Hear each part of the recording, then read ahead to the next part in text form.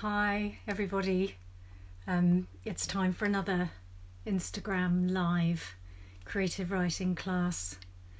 And I've just had a marvellous experience of I've just updated my Instagram app and I just tried to go live and somehow turned myself into a puppy.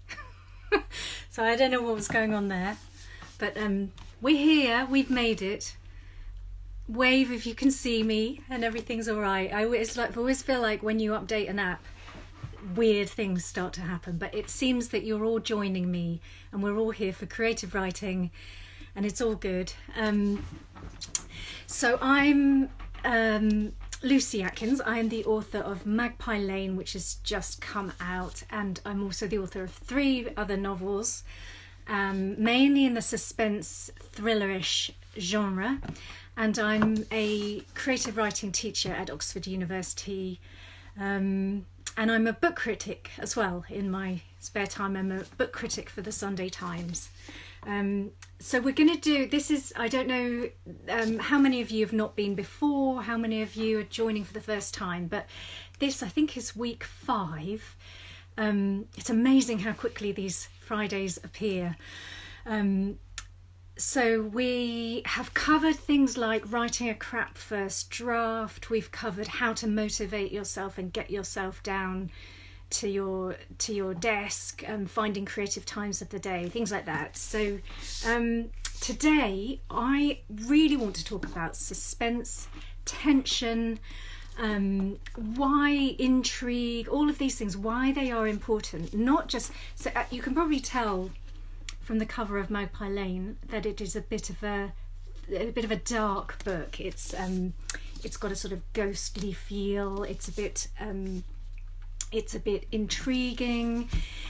It's suspenseful. It keeps you reading into the night. Well, this is the hope. I've had quite a few people say that it's kept them up at night, which is what I want to hear. But it's also, what I really want to emphasise is that I think that is kind of what anyone, whatever novel you're writing, whatever story you're telling, whether it's a comedy or a romance or a dark thriller, that's what you want. You want people to be kept up at night by your book, unable to put it down.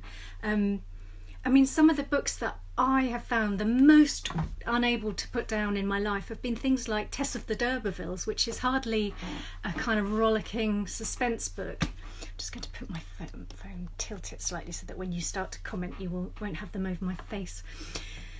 So let's dive in to how you create this feeling of tension in your reader, whatever it is you're writing.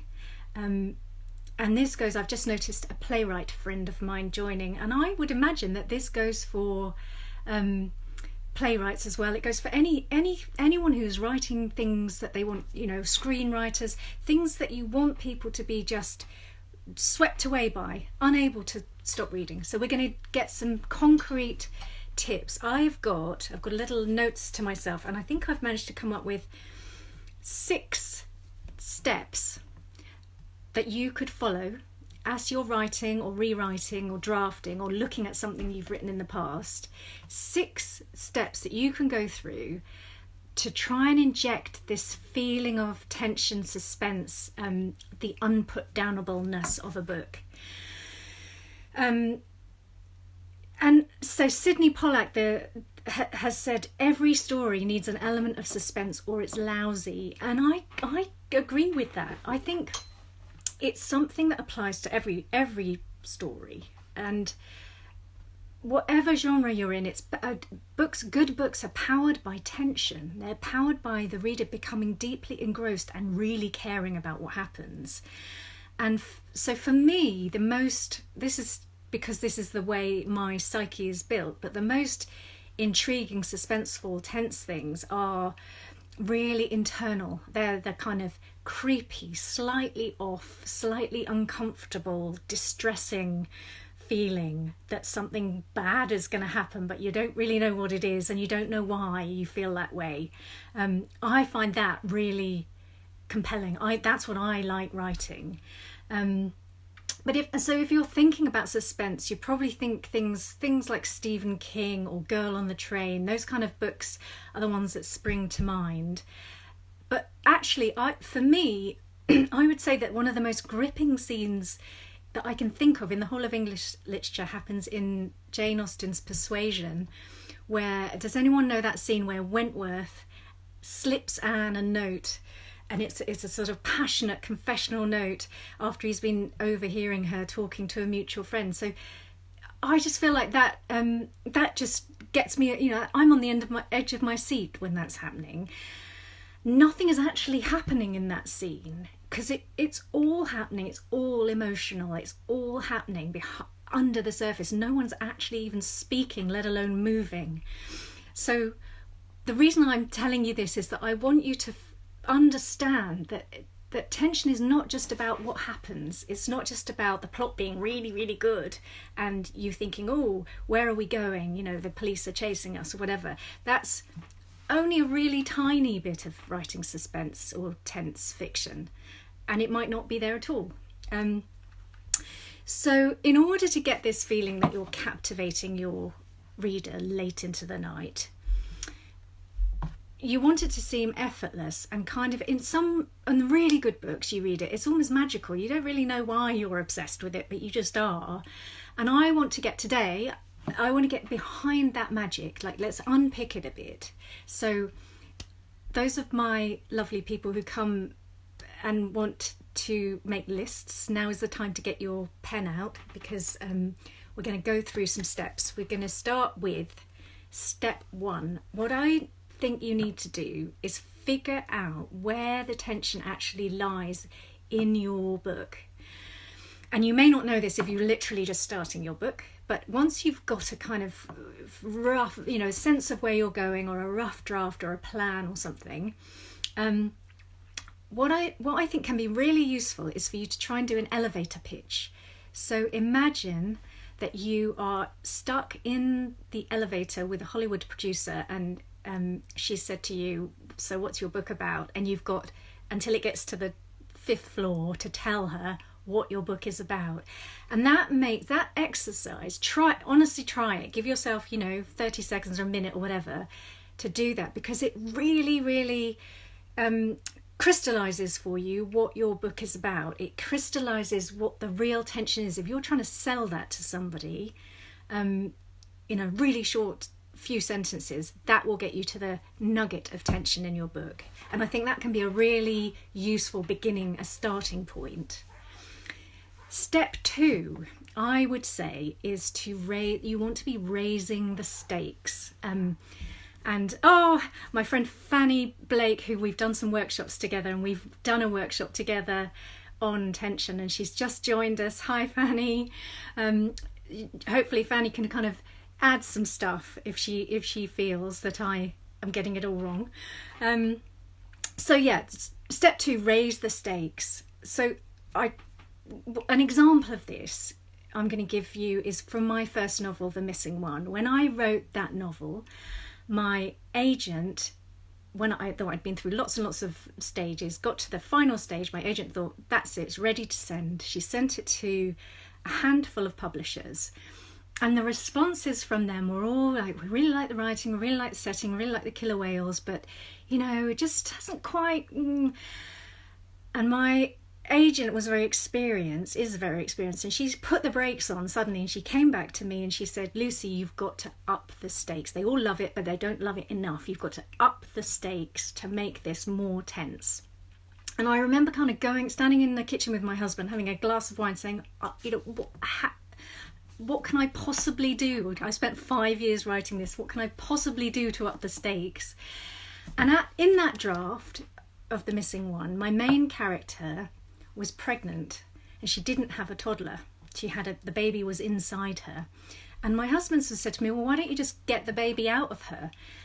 And I even have goosebumps saying that now. Like, it was this kind of light bulb moment where I thought, of course, if the baby's out, you can relate to that child. That is the child that needs protecting. When a baby's inside someone, it's high stakes, she's pregnant. The baby's actually there, cute, blonde, vulnerable toddler. That's upping the stakes. So think about what you're writing and keep that example in mind of baby inside versus cute blonde toddler that you can see and relate to. That, think about that shift, make that shift in your own book, whether that is in, if it's a love story, a sort of sympathetic character, you know, can you make that character more complicated? Can you make the obstacles bigger? Just really apply that thinking to what you've got. What you want the reader to be thinking, you want the stakes to rise as you're going along as well. So you want the reader to be thinking, oh, that's not good. And then a few pages later, oh no, that's really not good. You know, you want that feeling that things are getting more and more tense, the stakes are getting higher and higher. So, you know, in The Missing One, it's the toddler is with his mum, and then suddenly he's not with his mum anymore. That's really not good. And then he's on an island in the middle of nowhere with a psycho. That's really not good. So it's that feeling that you've got to be raising your stakes. Step 3, add obstacles. So obstacles are crucial in any kind of book that you're writing. You've got to have things that your characters are coming face to face with and having to overcome. They might be things within themselves, they might be obstacles within themselves, but if you think about that classic scene in a sort of police thriller film, someone's running away from the police, and as they're running, they're turning around and they're throwing things behind them, like chairs and, you know, slamming doors and things to get in the way of the police who are chasing them, or the villain who's chasing them. That's the sense that you want to bring into your book, that you're constantly throwing obstacles in the way, and your reader and your character are going to have to get past those in order to survive or find true love, or get the job they really need. So add obstacles. An example, actually, to give you an example again from Jane Austen, if you think about that Anne and Wentworth scene in Persuasion, the obstacles, they've got these massive obstacles that are social, cultural, they're to do with their age, they're to do with their circumstance, they're to do with their own psychological inhibitions. And, you know, Jane Austen has ramped up the obstacles. And that's what you need to think about doing. Step 4, this is an old favourite, but add a ticking clock. If you think about James Bond, the villain is going to blow up the world, but it's not going to blow up the world like, you know, maybe next year. The villain is going to blow up the world right now. And if Bond doesn't stop the villain right now, we're all going to die. With that, Jane Austen, Anne and Wentworth, it's a kind of a biological clock, isn't it? It's a ticking clock. Will they get together in time, or will one of them give up and marry someone else? But think about that with your book. If there is some sort of time pressure, if something bigger than them is ticking away in the background, that's going to make your reader feel tense, and that's what you want. In The Missing One, again, it was, the ticking clock is someone's got the child. What are they going to do? Am I going to get that child before something really bad happens? Tick, tick, tick. So think, weave that into your thinking.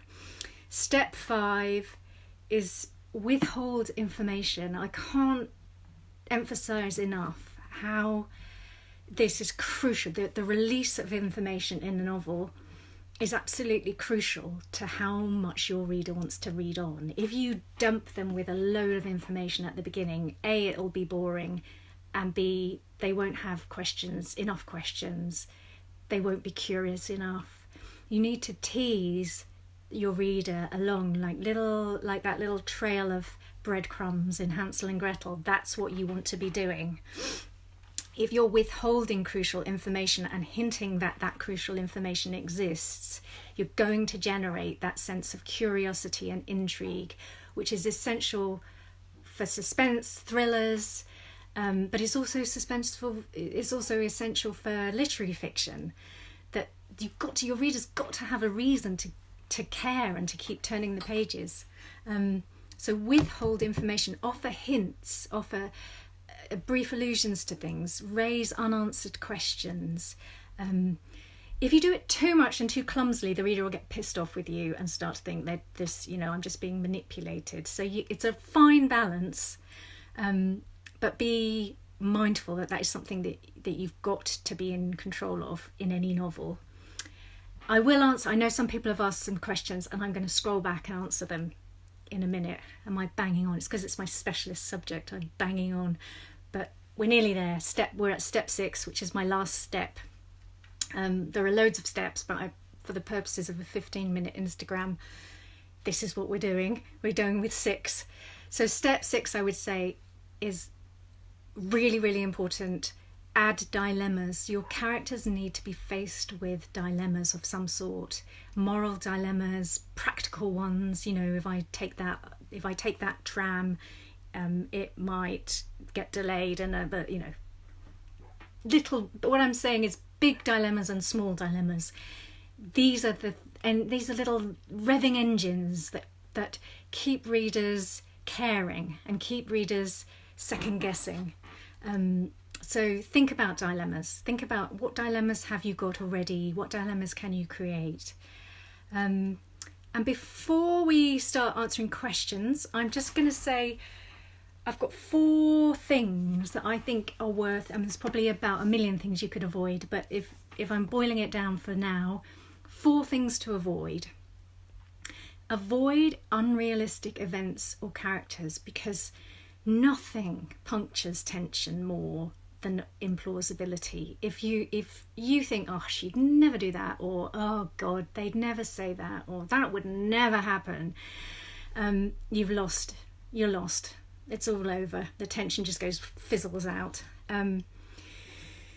Avoid having weak characters. The more your reader cares or is interested in your characters, the more tense and involved they will be. I think character, in a way, I could have done the whole of this session about tension, about character, because without complicated, intriguing, interesting, real characters, your reader will never want to carry on reading, really. They might, because you are so good at doing events and plot, but mostly the books that you really, if you think about the books you really love and really get involved with, it's got to be something to do with the characters being compelling.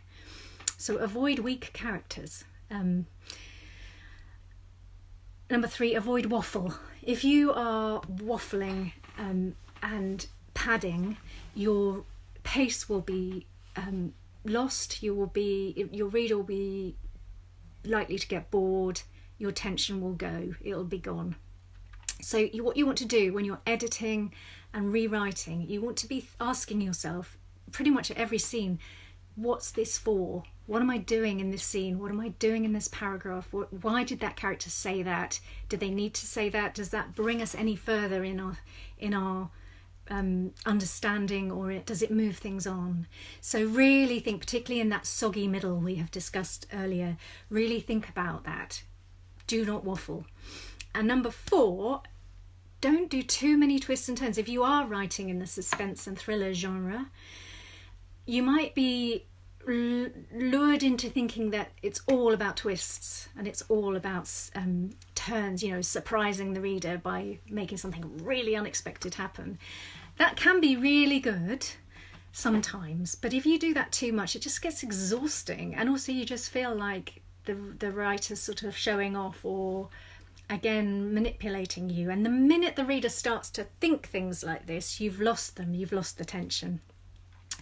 So I think that kind of sums up a kind of brief overview of tension and suspense. And I will stop with the Hitchcock quote, which I really love, which says, "Mystery is an intellectual process, but suspense is essentially an emotional process." And that sums it up for me. That is, whatever genre you're writing in, whatever kind of novel you're writing in, to keep your readers deeply engaged and turning those pages, it's an emotional process. You want to be in charge of their emotions. So let's let's have a look at some questions. Sorry, it's a lot of scrolling. Okay, ask me some more questions. If I've lost your question earlier on, ask it again.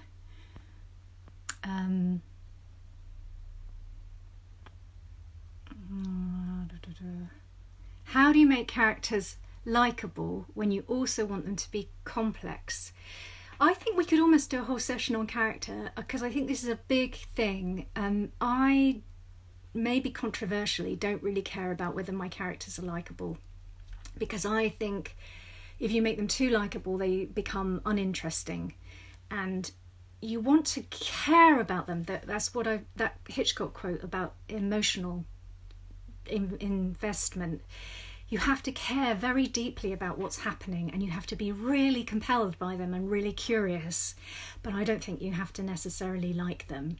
I think I would choose complexity over likability any day of the week. Can we watch this again afterwards? Somebody says, yes, I really hope so. I've updated my Instagram, so I'm really hoping that I'm going to be able to download this. What about magical realism and implausibility? Okay, that's a really good example, because it's not all about the events, it's about the emotions. So if the emotions behind magical realism are real and true and visceral and deep and compelling, you can get away with having talking cats and fairies appearing. You know, all of that is the imaginative world that you're free to roam at large as an author, but you have to have true emotions, truly compelling, complicated emotions, and to do that you have to it's about character. How do writers waffle? You must know, as a reader, you must know when you feel a writer is waffling. I would encourage you all to read as much as you possibly can, and to read critically, and to think to yourself, when you get bored in a book, ask yourself, why am I bored? And often you'll be bored because the writer has lost focus and is just fleshing things out, or dumping a load of background information. That's a really good way in which writers waffle. They think, oh, you need to know about her childhood, and I'm going to give you 6 pages about her childhood. Can work in the hands of a skilled writer. That can be amazing and deeply compelling and interesting. But if the writer isn't good enough, or isn't using that flashback wisely, backstory can really slow things up. So I would say that's a good example of waffling. That Hitchcock quote is great. Right, more about the concept of internal tension. So internal tension is, it's to get there, you have to be mining the emotions of your characters quite deeply. You have to really understand where they're coming from, why they're behaving as they are behaving, why things matter to them. Because if you understand that and you convey that to the reader, it will matter to the reader too. You're fundamentally, in terms of sort of brutal mechanics, you're trying to get your reader to care all the time. That's what tension is in a book. It's how much does my reader care? How engrossed are they? How much do they feel they are there in that scene? And I think internal tension, like that example I gave of Persuasion, that scene in Persuasion, which is all about two people who deeply, deeply love each other and belong together, and circumstance has kept them apart. And the internal tension of that scene is coming from their own, all the obstacles that they've got to overcome, both societal and within themselves. And the reason that works is that Jane Austen has shown us their hearts. She's shown us what's inside them and why they've behaved, and we feel we know them and understand them and believe in them. So that's what I mean. I hope that explains that. That's what I mean by internal tension. Everyone wants to talk about character. I think it would be a good one to do. How do I ensure my intellectual property? I think that just comes with when you get the book published. You have its copyright. I don't know. I'm not sure that has much to do with tension, although I guess it would be very tense if somebody nicked your ideas. Character. How do you make reader care about them truly? We'll do a session on character. Yes. Can you put too much suspense in your writing? Yes, yeah. I think that's a brilliant question, because what I was talking about earlier with this, the idea that if you're doing too many twists and turns and, you know, too many devices, too many cliffhangers, I think you can totally have too much, because the reader gets tired of that being the pace. You want to release the reader sometimes. You want to have slow elements and humorous elements and calm moments where things move in a more calm way and in a more internal way, and then there might be an action scene, or there might be something where it all speeds up. And if you do too much of that action speed, it becomes relentless and monotonous. So, and if you do too much of that twisty turny stuff, I just find when I read a book like that, I just think, oh, I can't be bothered. Humour in suspense novels, that's a very good question, Penny. I've become more and more into humour. The last book, Magpie Lane, I did let myself explore that more, because I think for me it comes from the world view of the characters, that actually sometimes you need to laugh at the world. You need a release of tension, and humour really does that. It gives that, when we're talking about changing pace, humour really allows that. It allows us to let go. It allows us to engage more with the character. It all comes back again, of course, to character. That if you're laughing with a character, if you're finding them funny or finding their worldview funny sometimes, that will really endear them to you and make you care about them. So I think there is definitely a place for humour in suspense. Tips on the happy ending and resolution. Or do we need this resolution to be published? Do we need it in order to be publishable, do you think? How did I decide what happened with the toddler on the island? I wonder if we should just do a separate session on endings, because they are really important. I